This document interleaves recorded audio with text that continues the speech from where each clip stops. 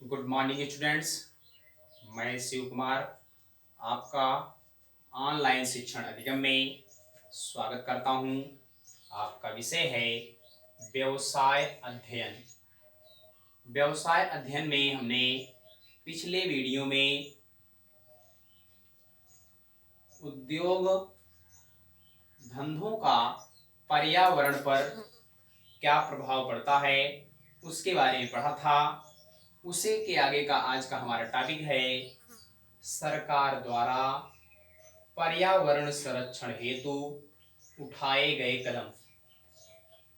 पर्यावरण को सुरक्षित करने के लिए, पर्यावरण को प्रदूषण से बचाने के लिए, सुरक्षित करने के लिए सरकार ने कौन कौन से कदम उठाए हैं उनके बारे में आज हम पढ़ेंगे, देखेंगे। सरकार द्वारा पर्यावरण संरक्षण हेतु उठाए गए कदम। सरकार द्वारा पर्यावरण संरक्षण हेतु उठाए गए कदम निम्नलिखित हैं। इनमें से पहला है आपका पर्यावरण तथा वन मंत्रालय। पर्यावरण को सुरक्षित करने के लिए भारत सरकार ने पर्यावरण तथा वन मंत्रालय की स्थापना की, जिसमें पर्यावरण से संबंधित विभिन्न प्रकार के सुरक्षा उपायों को बताया गया है तथा वन मंत्रालय का उद्देश्य है कि अधिक से अधिक वनों को लगाया जाए, अधिक से अधिक वृक्षों को लगाया जाए। अगला है, दूसरा है आपका विभिन्न अधिनियमों को पारित किया जाना। सरकार ने पर्यावरण को सुरक्षित करने के लिए विभिन्न प्रकार के अधिनियमों को पारित किया। जल प्रदूषण, वायु प्रदूषण, वन संरक्षण अधिनियम, केंद्रीय प्रदूषण नियंत्रण अधिनियम, पर्यावरण सुरक्षा अधिनियम आदि नियमों को पारित किया गया। अगला है आपका केंद्रीय प्रदूषण नियंत्रण मंडल।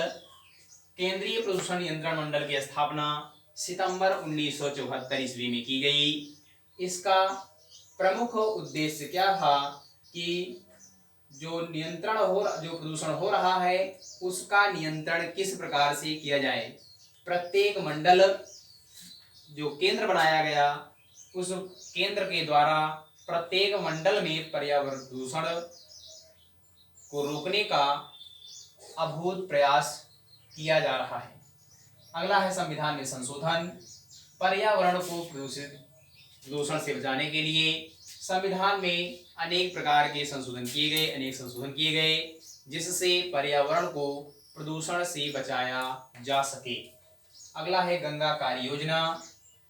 गंगा के जल में अत्यधिक अनेक प्रकार के प्रदूषण होने से गंगा का जल प्रदूषित हो जाता है, जिससे जल प्रदूषित हो जाता है।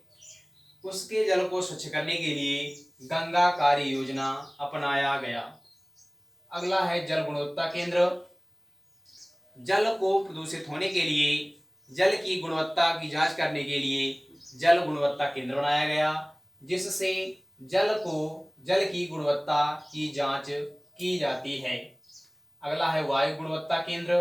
वायु गुणवत्ता केंद्र में अनेक स्थानों पर वायु प्रदूषित है अथवा प्रदूषित नहीं है। प्रदूषित होने के क्या कारण है उसको भी विशेष ध्यान दिया गया, उसका भी देख रेख किया गया। इसके लिए भी वायु गुणवत्ता केंद्र की स्थापना की गई। अगला है धुएं के मानक। पर्यावरण प्रदूषण में धुएं का भी महत्वपूर्ण स्थान है। धुएं द्वारा ही पर्यावरण हमारा अत्यधिक दूषित होता है। इसके लिए एक मानक बनाया गया, जिसके आधार पर जो फैक्ट्रियां, जो उद्योग अपना प्रोडक्शन कर रहे हैं, यदि उनके द्वारा मानक से अधिक धुआं निकलता है तो उन पर कार्यवाही की जाएगी, दंडात्मक कार्यवाही की जाएगी, उनके उद्योग को बंद कराया जा सकता है। अगला है आपका पर्यावरण संबंधी पुरस्कार। पर्यावरण संबंधी पुरस्कार सरकार ने आम जनता को यह नए वृक्षों के रोपण करने पर उनको पर्यावरण संबंधी पुरस्कार प्रोत्साहित करने के लिए अनेक प्रकार के पुरस्कारों से प्रोत्साहित किया, अनेक प्रकार से पुरस्कारों को प्रदान किया। अगला है राष्ट्रीय नदी संरक्षण योजना। राष्ट्रीय नदी संरक्षण योजना नदियों के जल में जो अपशिष्ट पदार्थों को छोड़ दिया जाता था, इससे जल हमारा प्रदूषित हो जाना था, इसके सुरक्षा के लिए राष्ट्रीय नदी संरक्षण योजना लागू की गई। अगला है रेगिस्तान को रोकने के लिए राष्ट्रीय कार्य योजना। रेगिस्तान को रोकने के लिए राष्ट्रीय कार्य योजना अपनाई गई, जिससे रेगिस्तान में कमी हुई। अगला है पर्यावरण संबंधी शिक्षा, प्रशिक्षण एवं अनुसंधान। पर्यावरण द्वारा सरकार द्वारा पर्यावरण संरक्षण हेतु पर्यावरण को संबंधी अनेक प्रकार की शिक्षाएं, अनेक प्रकार के प्रशिक्षण एवं अनेक प्रकार से अनुसंधान की स्थापना की। अगला है पर्यावरण सुरक्षा अधिनियम 1986। पर्यावरण अधिनियम सुरक्षा अधिनियम 1986 लागू किया गया, जिसके अंतर्गत पर्यावरण को सुरक्षित करने के लिए किन किन क्रियाकलापों को किया जाए जिससे हमारा पर्यावरण सुरक्षित हो।